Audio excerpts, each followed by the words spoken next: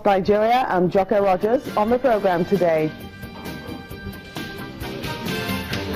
University of Port Harcourt gets renovated infrastructure from the federal government's Needs Assessment Intervention Fund.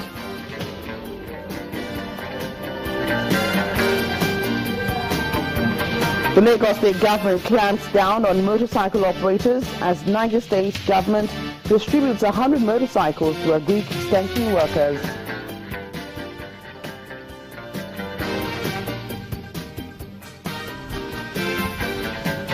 And the Nigerian Navy ups its game on maritime security as it commissions surveillance facility in Cross River State.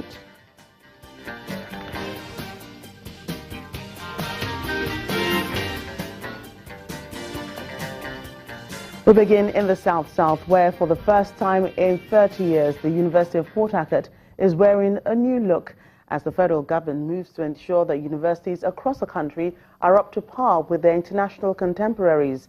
The chairman of the Implementation Monitoring Committee on the Needs Assessment Intervention Fund, Professor Kimse Okoko, was at the University of Port Harcourt, River State, to hand over some newly renovated infrastructure. According to Times Higher Education World University Rankings 2015-2016, out of 800 universities ranked, one Nigerian university ranked 601st, 200 steps lower than a university in Uganda based on quality of infrastructure and other educational instruments. Following the agitations of the Academic Staff Union of Universities to raise the standard of Nigerian universities to acceptable standards, which culminated in the 2009 Needs Agreement, representatives of the Federal Ministry of Education, principal officers of the University of Port Harcourt gather here for the handover of newly renovated hostels and other projects to the university. Representing the Minister of Education, the chairman of the Implementation Monitoring Committee says government is embarking on infrastructure development in all Nigerian universities. With this new development, you can see that more hostels are being built on all the Nigerian campuses, including state universities. And I'm hoping that by 2018, at the end of this first phase, you would have seen many more hostels in all the universities. For the Vice-Chancellor of the University of Port Harcourt, achieving better and more accommodation facilities is vital. The hostels are short in supply. Our belief is that by God's grace, when we go through with this assessment and this inspection they are doing, our hope is that NEEDS and indeed TED Fund will give us more allocation for us to build more hostels. Some students commend the new development. In the hostel, it's more safer to help your education because mostly I read in the night. I don't know about other people. So living in the hostel, you can leave your hostel at night, come to the lecture hall, you read and go back. It's safer. As the federal government continues to embark on the development of infrastructure in Nigerian universities, for some, this may be a signal of the improvement of the fortunes of the nation's tertiary institutions. Emmanuel Irei, Channels Television News. And to the northeast, Damaturu, the capital of Yobe State, is beginning to wear a new look with the construction of roads worth over 2 billion naira across the metropolis. According to the State Commissioner for Works, Mr. Lawani Shetima, the initiative is to help the state compete with other cities in the country and to attract foreign investors.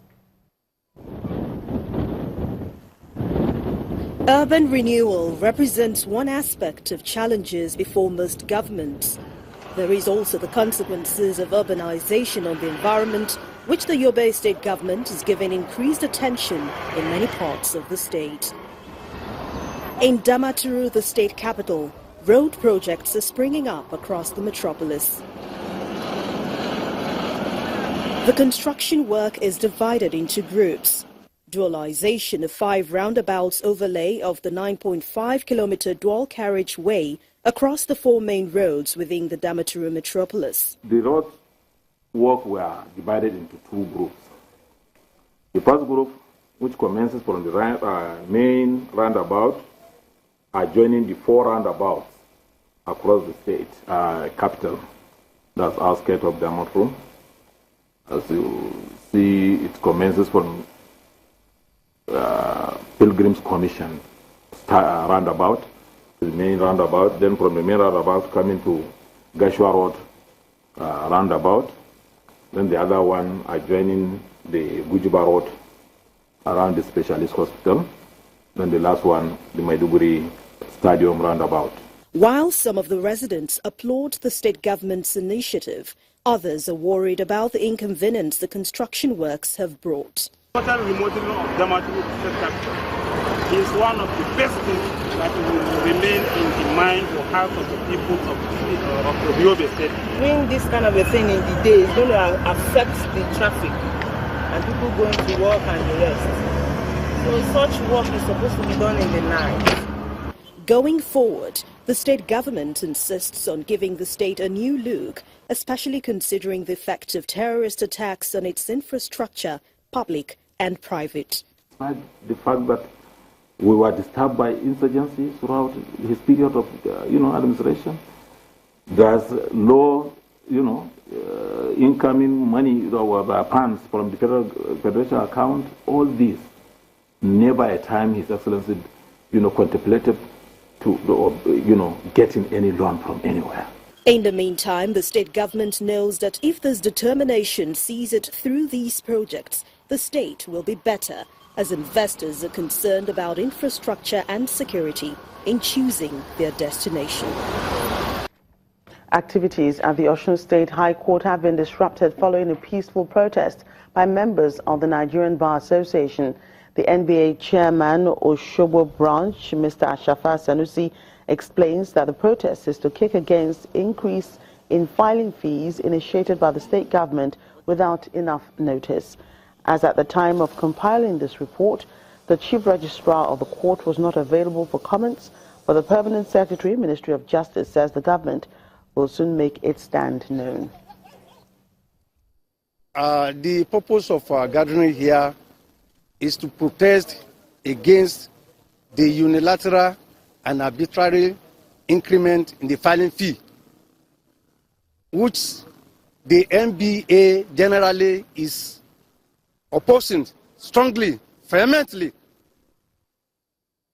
And we have instructed our members that no process should be filed based on this arbitrary increments in the filing fee until the government reverses to the normal filing fee. The court should not be made as a source of making money. Apart from that, the NBA is a stakeholder as far as bar and bench is concerned. The NBA was never consulted before this arbitrary increment in the filing fee. Still in the southwest, over 4,000 commercial motorcycles recently seized in Lagos for violating traffic laws will be recycled anytime soon. The State Commissioner of Police, Mr. Fatai Owojeni, made this known during a final inspection of the section of the Olushosun dump site where the impounded vehicles are kept. The recent clampdown on commercial motorcycles across the state is a fallout of the government's resolve to address the security concerns posed by their operations.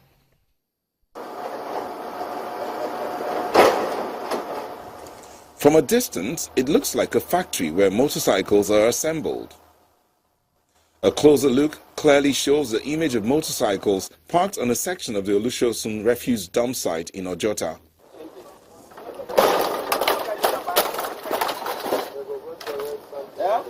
These motorcycles and tricycles of various sizes and models were impounded by the Lagos State law enforcement agencies over the years.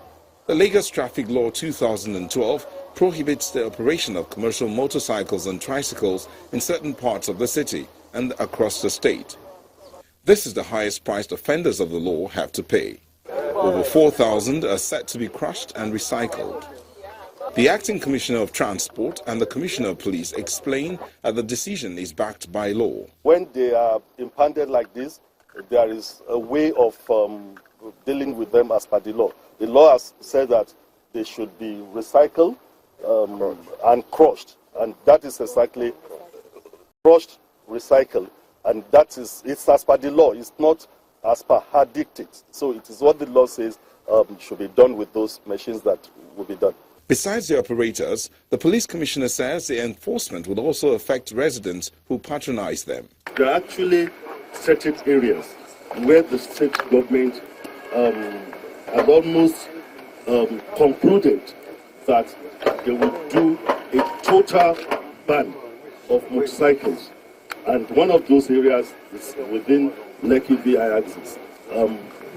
We want people to know this, that in as much as we will continue to have non-conformists, the government will also be looking at ways of making sure that we make them to conform. In spite of this, security and enforcement agencies are working to ensure the law is complied with and insist that the clampdown will be sustained vigorously on a daily basis. The Lagos State government is also considering an outright ban on commercial motorcycles in highbrow areas, starting with Lekki and Victoria Island.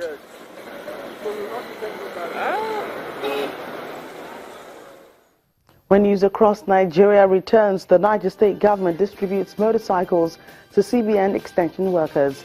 That's in a moment. Do stay with us.